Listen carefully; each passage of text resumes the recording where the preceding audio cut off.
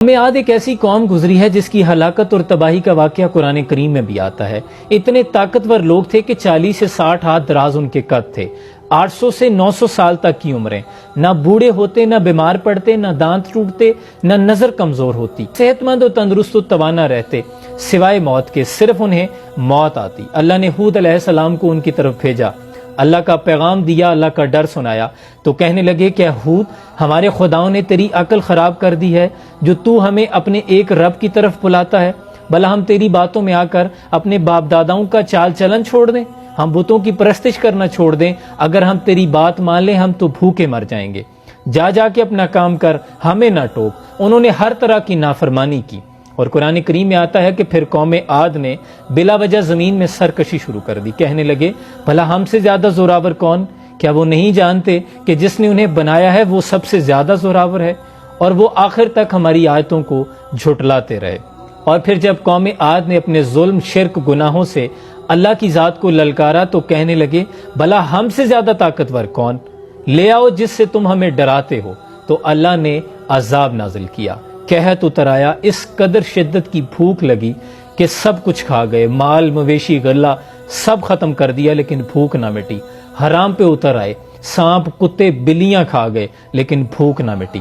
پھر درخت گرائے، پتے کھا گئے لیکن بھوک نہ مٹی۔ بھوک اس قدر قحط والی تھی کہ پھر ان کا یہ بھی معاملہ تھا کہ جب کسی مصیبت میں پھنس جاتے تو آسمانی خدا کو پکارنے لگتے، اور جب مصیبت ختم ہو جاتی دوبارہ اپنے بتوں کی پوجا کرنی شروع کر دیتے۔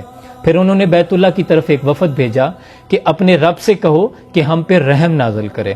تو اللہ نے 3 طرح کے بادل پیش کیے، سرخ، سفید اور کالا۔ کہا کون سے بادل چاہیے؟ تو کہنے لگے کہ سرخ میں تو آندھی ہوتی ہے، سفید خالی ہوتا ہے اور کالے میں بادل ہوتے ہیں۔ مشاورت کے بعد یہ کہا کہ ہمیں کالے بادل چاہیے۔ اللہ نے کہا واپس لوٹ جاؤ، کالے بادل آ جائیں گے۔ وہ خوشی خوشی جب واپس پہنچے، ایک میدان میں جمع ہو گئے، ناچنے گانے لگے کہ اب بادل برسیں گے، غلہ ہوگا، کھانے کے لیے، مویشیوں کے لیے چارہ ہوگا، ہماری بھوک ختم ہو جائے گی۔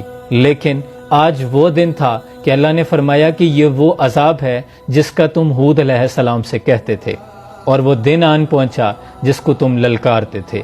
قدر تیز آندھی اور طوفان چلا کہ 60 ہاتھ دراز قد والے لوگ تنکوں کی طرح ہوا میں اڑنے لگے، اور ہوا اتنی زوردار طریقے سے ان کے دماغ کے ساتھ ٹکراتی کہ دماغ پھٹ کے جسم کے ساتھ لٹکنے لگتا، اور کچھ لوگ ڈر کے غاروں میں چھپ گئے کہ ہم بچ جائیں گے، لیکن رب کا حکم تھا، ہوا بگولوں کی صورت غار میں داخل ہوتی اور لوگوں کو اٹھا کے باہر پٹک دیتی۔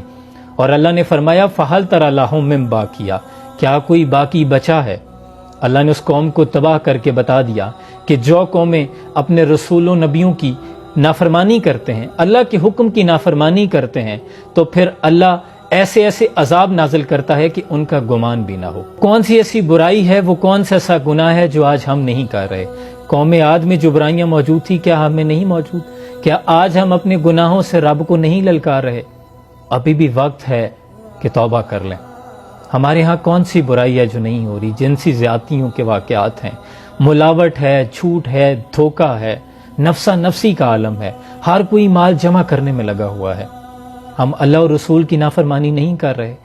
یہ سیلاب جیسی آفتیں بھی تو ہمارے اعمالوں کی وجہ سے ہیں، گو کہ اسے مس مینجمنٹ بھی کہتے ہیں، لیکن ہمارے حالات اگر تنگ ہو گئے ہیں، ہم بطور انفرادی اپنی زندگیوں میں دیکھ لیں تو کس قدر مشکلات کا شکار ہیں، کس قدر پریشان ہیں، تو کیوں توبہ نہیں کرتے؟